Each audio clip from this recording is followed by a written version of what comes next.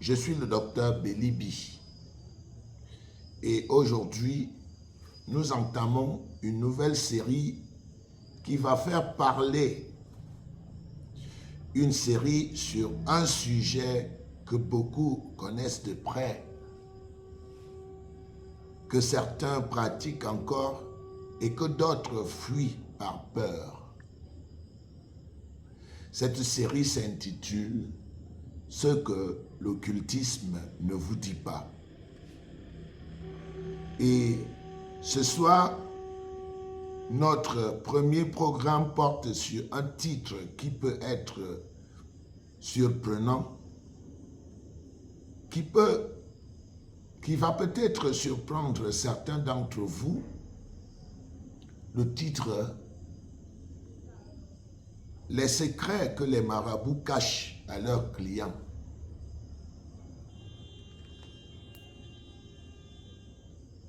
Restez avec nous. Ce que vous allez entendre ce soir pourrait changer votre vie.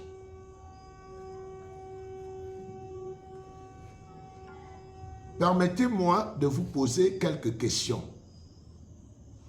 Des questions simples et je vous demande d'y répondre honnêtement dans votre cœur, même si vous ne répondez pas à haute voix.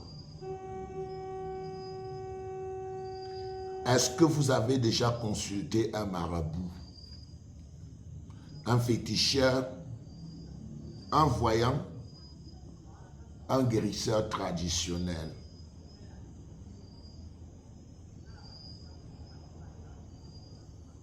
Est-ce que vous portez en ce moment un objet, une cordelette, un sachet, une amulette qu'on vous a remis pour vous protéger ou vous attirer la chance? Est-ce que dans votre famille, votre père, votre mère,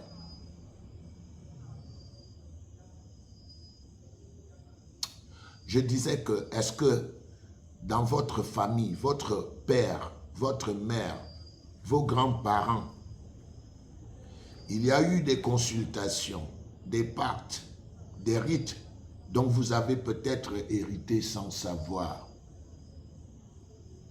Si vous avez répondu oui à l'une de ces questions, et je pense que beaucoup d'entre vous l'ont fait, alors cette rencontre, ce programme est pour vous, non pas pour vous condamner, non pas pour vous faire honte, mais pour vous révéler ce que personne d'autre ne vous dira ce soir.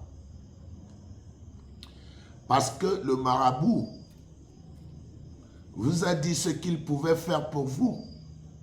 Il vous a montré des résultats. Il vous a impressionné. Mais il y a des choses qu'il ne vous a jamais dites. Oui, il y a des choses qu'il ne vous a jamais dites, qu'il ne vous dira jamais. Des choses, des clauses cachées dans le contrat que vous avez signé sans le lire. Ce soir, depuis le point de vue de Dieu, nous allons ouvrir ce dossier entièrement, courageusement et bibliquement. Alors, pourquoi les gens consultent-ils? Avant d'aller plus loin, je veux que vous soyez honnêtes ensemble. Les gens ne vont pas chez les marabouts parce qu'ils sont bêtes. Oui, ils ne vont pas chez les marabouts parce qu'ils sont bêtes. Ils y vont parce qu'ils ont des problèmes réels, des douleurs réelles, des peurs réelles. Ils y vont parce que leur mariage est en danger, parce que leurs affaires ne marchent pas, parce qu'ils ont des ennemis qui leur veulent du mal, parce qu'ils cherchent un enfant depuis des années, parce qu'ils ont peur pour leurs enfants, parce que quelqu'un dans leur entourage semble avoir réussi après une consultation et ils veulent la même chose. Je comprends cela. Dieu comprend cela. Et ce n'est pas la détresse humaine que nous remettons en cause ce soir. C'est la réponse que ces gens donnent à cette détresse. Parce que le marabout propose une solution rapide, visible, tangible. Il dit, viens, je peux arranger ça. Et dans un monde où les problèmes sont immenses et les réponses semblent lentes, cette proposition est tentante. Mais voici ce que la Bible dit sur ces pratiques. Pas une opinion religieuse, pas une tradition culturelle, la parole de Dieu lui-même.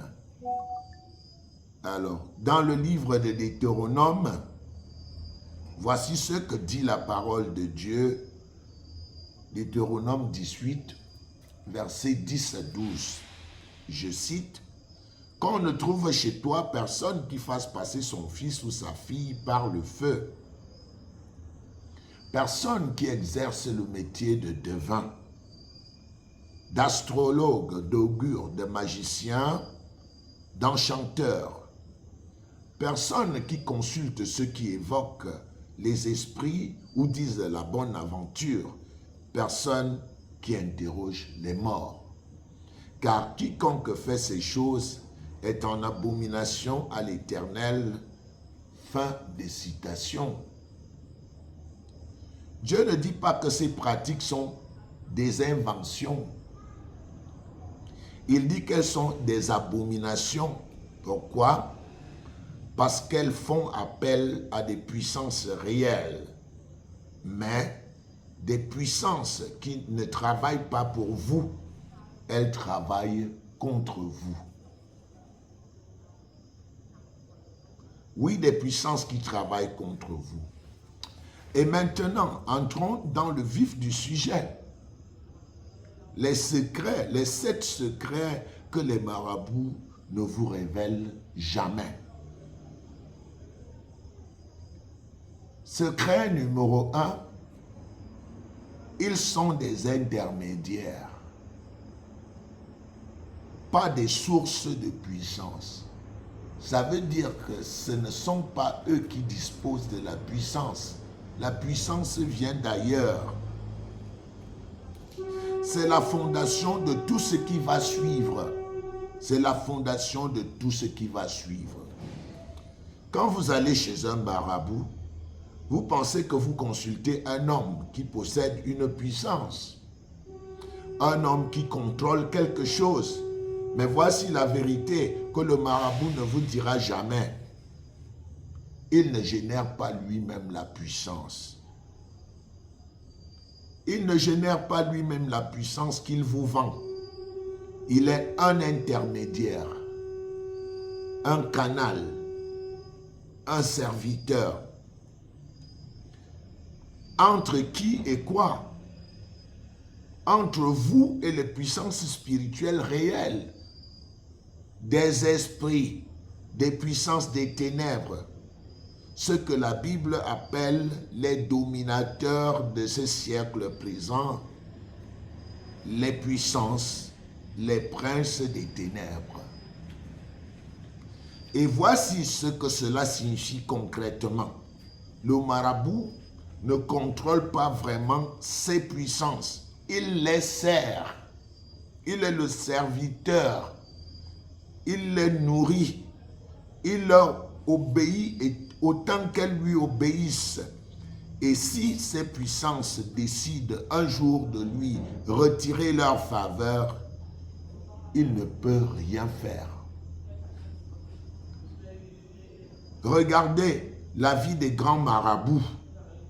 Observez leur famille, leurs enfants, leurs morts. Celui qui vend la protection ne se protège pas lui-même parce qu'il n'est pas la source. Il est l'esclave d'une source qui le dépasse. Et en Jean chapitre 8 au verset 44, voici ce que Dieu dit. Il a été meurtrier dès le commencement et il ne se tient pas dans la vérité parce qu'il n'y a pas de vérité en lui. Lorsqu'il profère le mensonge, il parle de son propre fond car il est menteur et le père du mensonge. Voilà la nature des puissances que le marabout sert. Menteuse par nature, meurtrière par vocation, et votre marabout est leur représentant commercial. Je dis bien leur représentant commercial. Le secret numéro 2. Il y a toujours un contrat caché. Un contrat que vous ne connaissez pas. Dans ce deuxième secret, quand vous payez un marabout, vous pensez payer les honoraires pour un service rendu comme vous payez un médecin ou un mécanicien, transaction commerciale terminée. Mais dans le monde spirituel, ce n'est pas ainsi que cela fonctionne. Chaque consultation occulte est un contrat. Et dans ce contrat, il y a des clauses que le marabout ne vous dit jamais. Il ne vous les lit jamais. Des clauses cachées, des clauses que vous signez sans le savoir. Ces clauses peuvent prévoir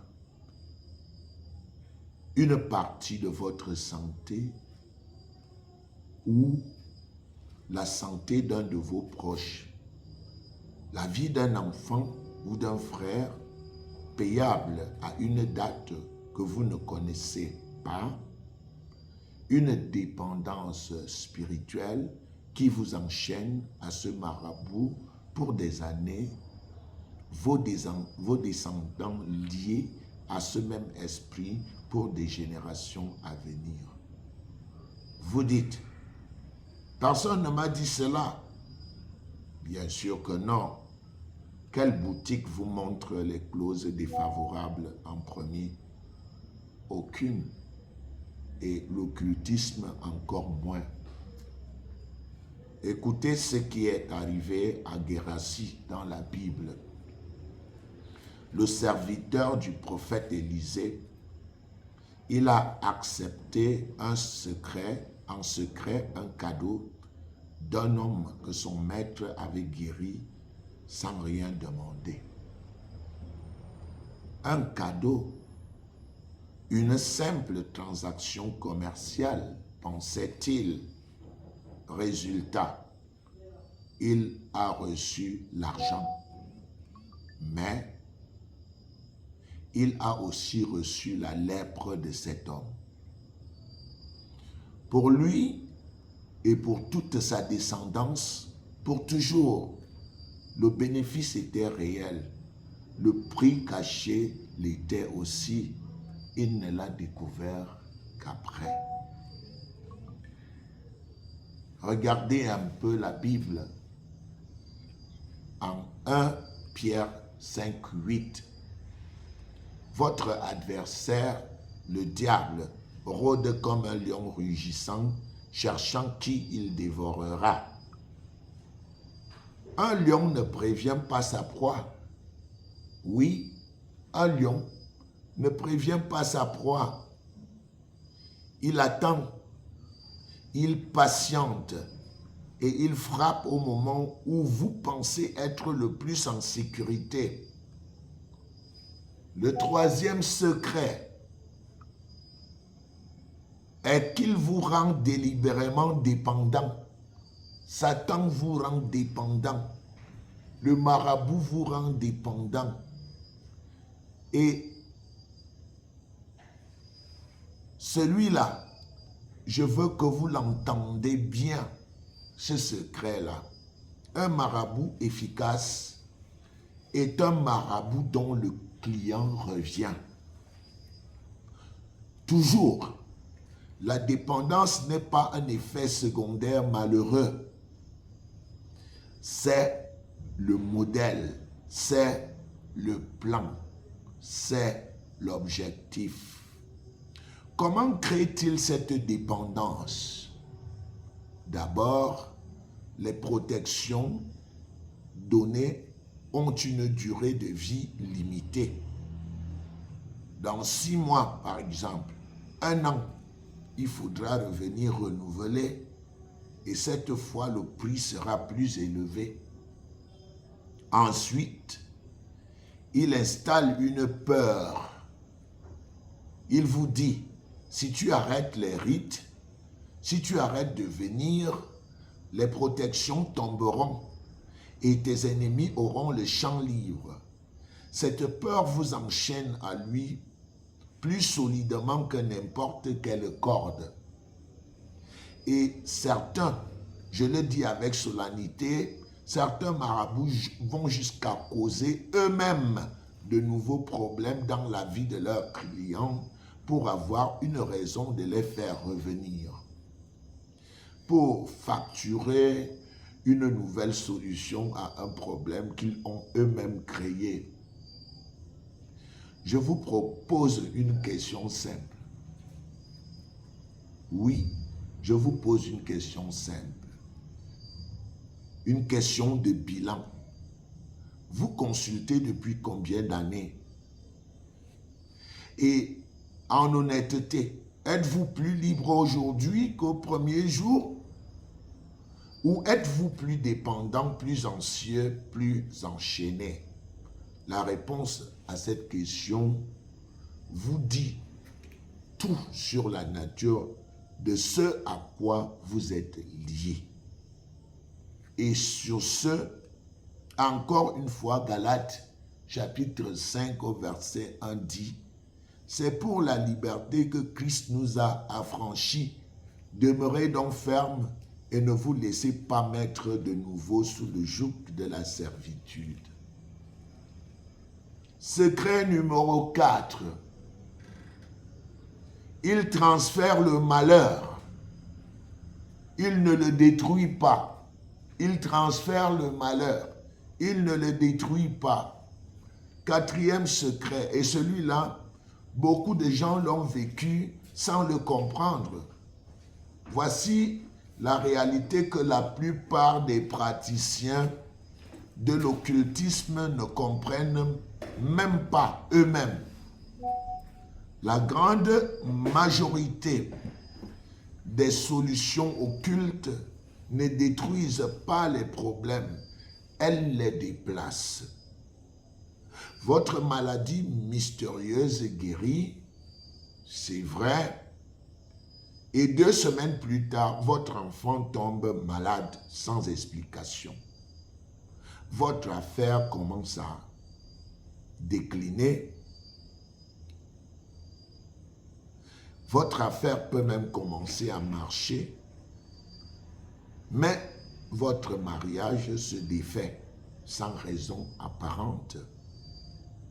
Vous obtenez la promotion que vous vouliez et votre frère aîné perd son emploi du jour au lendemain. Ce ne sont pas des coïncidences, ce sont des transferts. Les puissances occultes ne détruisent pas le mal. Elles le facturent à quelqu'un d'autre dans votre entourage. Et vous qui pensiez avoir gagné, vous avez en réalité causé la souffrance d'un être que vous aimez. La Bible illustre cela parfaitement avec les magiciens de Pharaon. Quand Moïse a transformé l'eau en sang, eux aussi pouvaient le faire. Quand Moïse a fait surgir des grenouilles, eux aussi pouvaient imiter ce signe. Mais quand il a fallu faire disparaître les plaies, ils ne pouvaient rien. Ils pouvaient reproduire le mal. Ils ne pouvaient pas le guérir. Voilà la réalité, chers amis. Nous pouvons aller en Matthieu, l'évangile de Matthieu chapitre 12, du verset 43 au verset 45. Je cite, « Quand l'esprit impur est sorti d'un homme, il va par les lieux arides, cherchant du repos, et il n'en trouve point. Alors il dit, « Je retournerai dans ma maison que j'ai quittée. » Il y retourne et là trouve vide, balayé et orné. Alors il va prendre avec lui sept autres esprits plus méchants que lui. Ils entrent et s'y établissent, et le dernier état de cet homme est pire que le premier. Retenez ce principe, chers frères, chers amis, une puissance qui ne vient pas de Dieu ne peut pas créer le bien. Elle peut seulement déplacer le mal et à chaque déplacement, le prix augmente. Cinquième secret. Nous avons des secrets ce soir. Le marabout ne peut pas vous protéger de lui-même. Je dis bien de lui-même. Ce cinquième secret, celui-là, il est peut-être le plus cruel.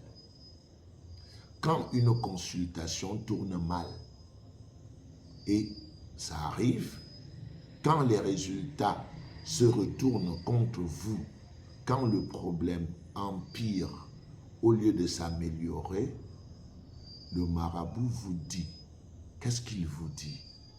Il vous dit, il faut revenir, il faut faire une autre consultation, il faut un rite plus puissant, il faut dépenser plus. Ce qu'il ne vous dira pas, c'est qu'il n'a pas le pouvoir de défaire ce qu'il a fait. Une fois qu'un esprit est invité dans votre vie, que ce soit par vous ou par quelqu'un d'autre, le marabout ne peut pas le désinstaller comme on désinstalle une application de téléphone. Il n'a pas cette autorité, cette puissance. Ces puissances lui obéissent jusqu'à un certain point, mais pas au-delà.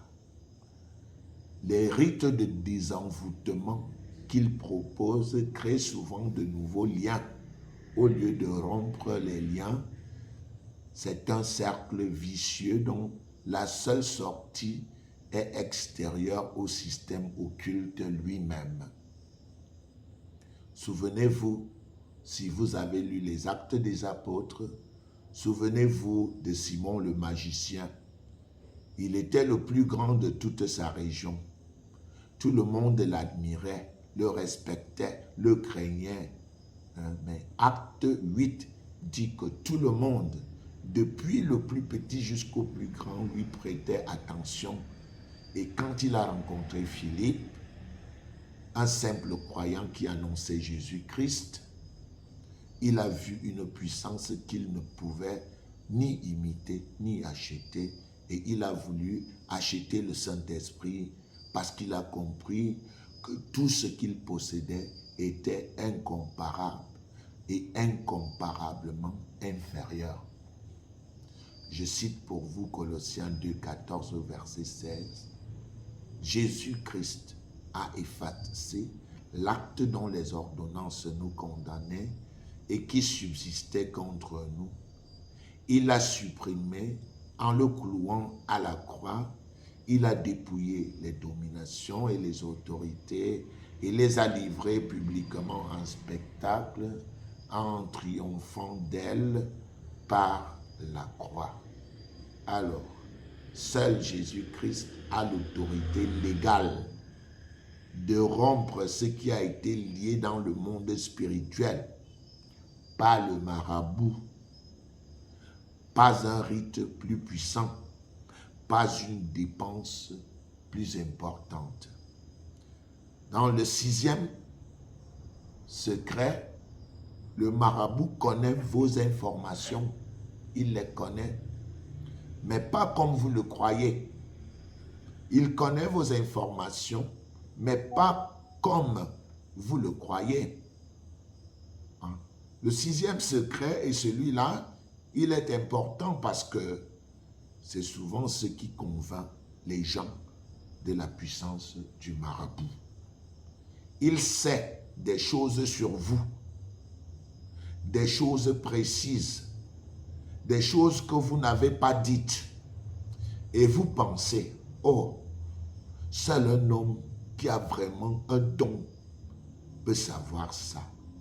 Laissez-moi vous expliquer comment cela fonctionne réellement. D'abord, les réseaux humains. Dans beaucoup de communautés, les marabouts ont des informateurs, des gens de votre entourage, parfois sans le savoir, qui ont partagé des informations, les griots, les voisins, les commérages ordinaires. Il sait qui a des problèmes de mariage, qui a perdu son emploi, qui cherche un enfant. Ensuite, ça je l'ai vécu beaucoup de fois, ensuite l'observation fine. En 2 minutes d'observation à votre arrivée, un homme expérimenté peut déduire énormément de choses. Votre tenue, votre allure, votre façon de marcher, l'état de vos mains, les signes sur votre visage et les questions anodines qu'il pose au début, apparemment pour bavarder, sont en réalité des questions de collecte d'informations. Et oui, il y a aussi une source spirituelle réelle. Ces esprits ont observé votre vie. Ils ont accès à votre passé. Ah oui, ils ont accès à votre passé. Ils peuvent révéler des informations vraies pour établir leur crédibilité, pour vous convaincre de leur faire confiance. Et ensuite seulement, pour vous mentir sur ce qui compte vraiment. Rappelez-vous, la pythonisse de Philippe, vous avez certainement lu Acte 16. Elle disait des choses vraies sur Paul et Silas, des choses exactes. Mais Paul n'a pas accepté son témoignage, même partiellement vrai, parce qu'il savait quelle était la source, quelle était la source de cette révélation.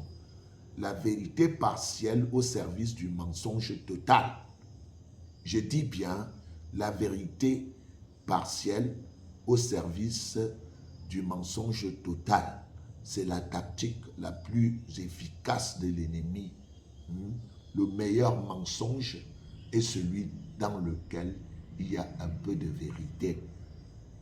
2 Corinthiens chapitre 11 au verset 14 nous dit: et cela n'est pas étonnant car Satan lui-même se déguise en ange de lumière.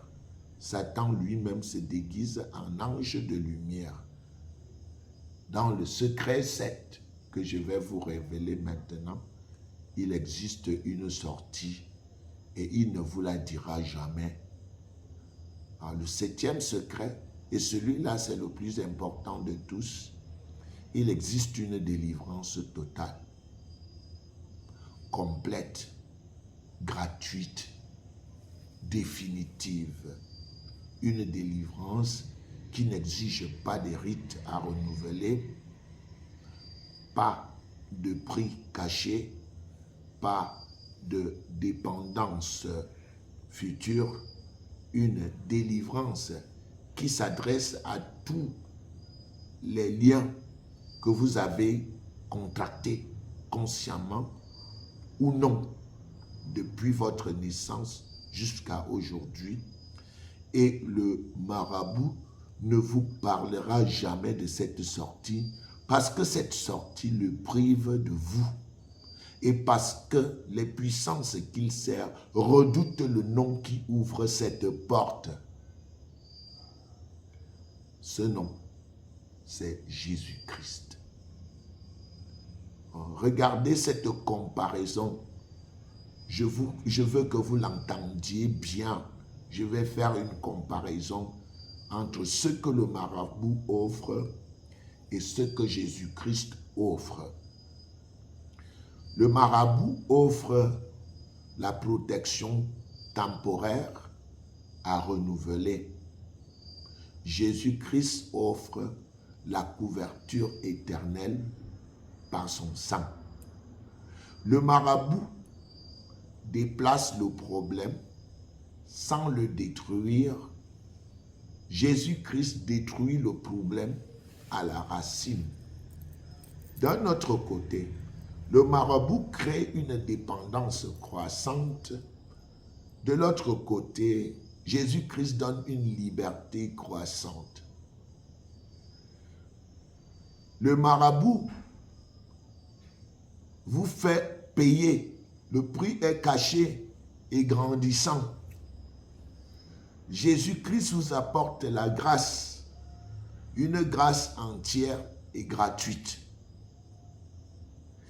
Le marabout conserve des secrets, l'obscurité et le mensonge. Jésus-Christ apporte la lumière, la transparence, la vérité. Le marabout lié vos descendants. Jésus-Christ bénit vos descendants. La mort du marabout annule le contrat. Le sang de Jésus est éternel et toujours efficace. Alors, ce n'est pas une promesse religieuse vague. C'est une réalité spirituelle légale.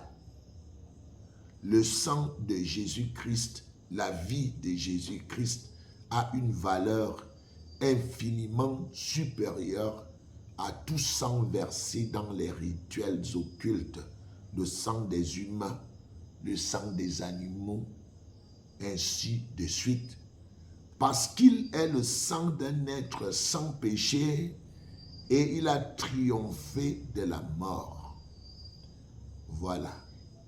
En regardant Jean chapitre 8 et au verset 36, il est écrit, je cite, « Si donc le Fils vous a franchi, vous serez réellement libre. » Voilà. Je vais vous donner une illustration tiré de la Bible. Une illustration, c'est un témoignage que je voudrais vous faire. L'histoire du roi Saül. Saül avait été un roi par Dieu lui-même. Il avait tout le trône, l'armée, la faveur divine. Dieu était avec lui. Il avait chassé lui-même les médiums et les devins du pays parce qu'il savait que c'était une abomination. Mais un jour, face à une armée ennemie immense, face à la peur et à la détresse, il est allé consulter une sorcière. Ah oui, la sorcière d'Endor. En secret, et c'était la nuit, déguisé pour qu'on ne le reconnaisse pas. Ah oui. Qu'est-il arrivé? Il n'a pas reçu la victoire qu'il cherchait. Il n'a pas reçu la paix qu'il espérait. Il a reçu une confirmation de sa propre mort. Une confirmation de sa propre mort. Le lendemain même, lui et ses fils. Voilà le résumé de ce que l'occultisme offre quand on le consulte dans la détresse. non pas la solution, mais la confirmation que tout est perdu. Parce que vous avez cherché de l'aide là où Dieu l'a interdit. Et le prophète Samuel lui avait dit, bien avant cette nuit fatale, les mots que nous lisons dans 1 Samuel chapitre 15 et au verset 23. Je voudrais bien lire ces mots afin que nul n'en ignore. Je cite, « Car la résistance à sa parole est comme le péché de divination, et l'opiniâtreté est comme l'idolâtrie et les téraphins. Parce que tu as rejeté la parole de l'Éternel, il te rejette aussi comme roi. » On peut être béni de Dieu. On peut avoir un beau témoignage et perdre tout cela en décidant de chercher sa sécurité ailleurs qu'en Dieu.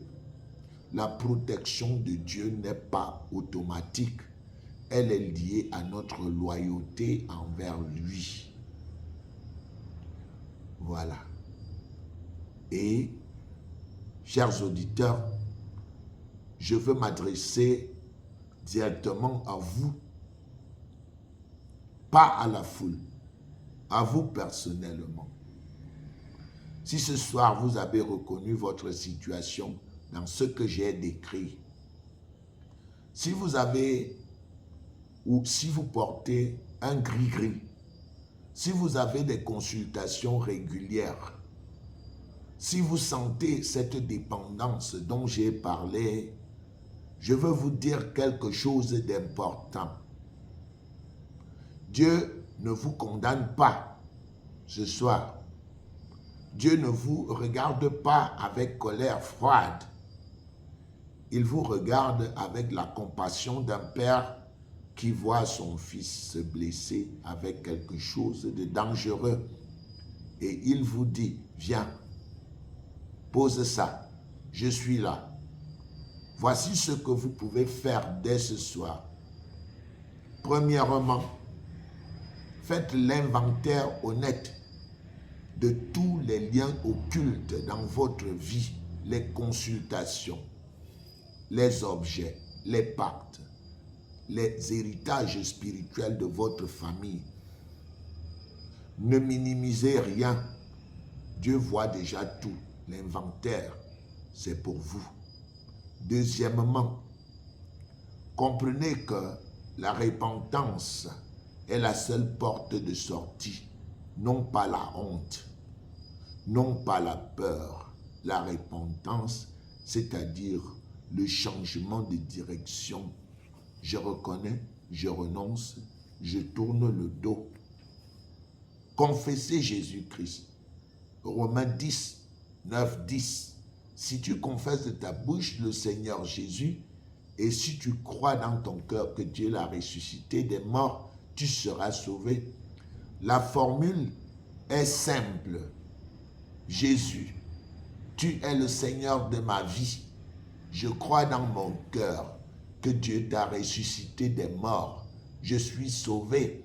Voilà la fameuse formule, cette grande formule qui détruit les liens, qui sort les gens du royaume de Satan. Jésus, tu es le Seigneur de ma vie. Je crois dans mon cœur que Dieu t'a ressuscité des morts. Troisièmement, sachez que Jésus-Christ a l'autorité de rompre tout lien que vous avez contracté, tout, sans exception, sans condition.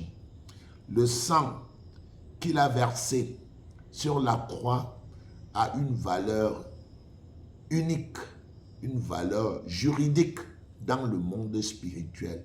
C'est une valeur juridique. Il a acheté votre liberté à un prix que vous n'auriez jamais pu payer vous-même. Et quatrièmement, cherchez un accompagnement avec des hommes de Dieu dans une communauté de foi sérieuse.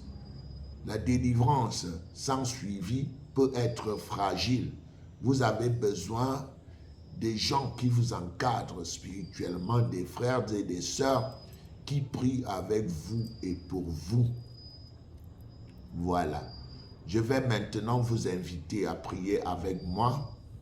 Si vous êtes seul devant ce petit écran ou avec quelqu'un, je vous invite tout simplement à fermer les yeux et à répéter cette prière dans votre cœur, phrase par phrase et sincèrement. Vous n'avez pas besoin à la répéter à haute voix si vous êtes en public. Dieu entend même ce que vous chuchotez à l'intérieur. Seigneur, mon Dieu, je viens devant toi ce soir avec un cœur sincère. Je reconnais que j'ai cherché de l'aide là où tu me l'interdisais. J'ai consulté, j'ai porté, j'ai participé à des pratiques que la parole condamne. Je ne me cache pas, je ne minimise pas. Je confesse tout cela devant toi. Au nom de ton Fils Jésus-Christ, je renonce à tout contrat, tout pacte, toute alliance contractée avec des puissances occultes, consciemment ou non, par moi-même ou par mes ancêtres. Je déclare que ces liens sont rompus par le sang, la mort de Jésus-Christ. Je ferme toute porte que j'ai ouverte à l'ennemi. Seigneur Dieu, je te remercie de me pardonner, de me purifier, de me libérer et de venir habiter ma vie pleinement. Tu es mon Seigneur, mon seul protecteur, mon guide. Et terminez votre prière au nom de Jésus-Christ. Si vous avez aimé cette prière,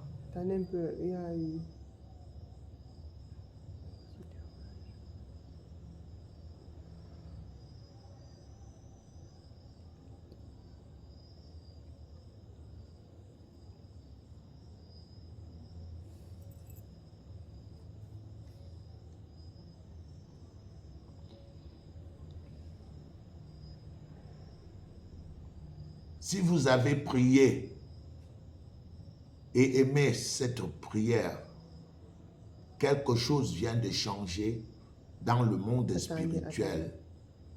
Non pas que les mots sont magiques, mais parce que le nom de Jésus-Christ a une autorité réelle sur toute puissance et cette autorité vient d'agir en votre faveur. Chers auditeurs, merci d'avoir été avec nous ce soir. Sur le point de vue de Dieu, nous avons découvert ensemble 7 secrets que les marabouts ne vous diront jamais. La semaine prochaine, nous continuons cette série avec une question encore plus profonde. Pourquoi les esprits que vous invoquez vous mentent? Parce que le mensonge n'est pas leur tactique, c'est leur nature. Et Jean chapitre 8, verset 44 nous dit tout. Ne manquez pas cette émission. Parlez autour de vous parce que vous connaissez peut-être quelqu'un qui a besoin d'entendre ce que nous allons dire. Je vous laisse avec cette parole de Jésus-Christ lui-même. Si donc le Fils vous a franchi, vous serez réellement libre. Bonne nuit et que Dieu vous garde. Merci de nous avoir suivis.